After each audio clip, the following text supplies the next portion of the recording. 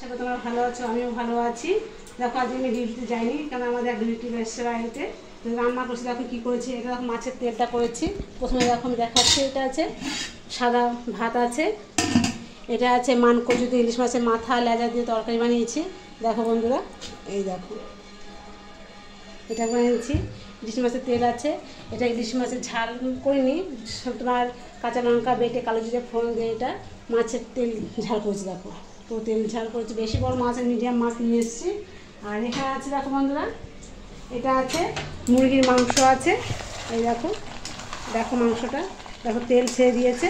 আমি সামান্য জল দিয়ে কষানোভাবে করবো আজকে। এই দেখো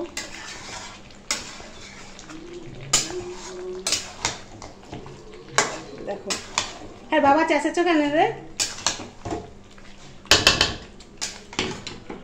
আর এটা আছে দেখো পায়েস বানিয়েছি।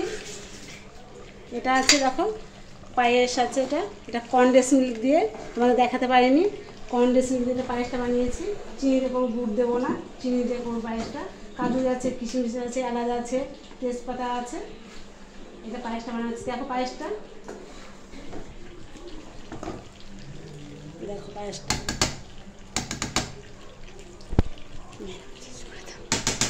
ফুটুক দেয়।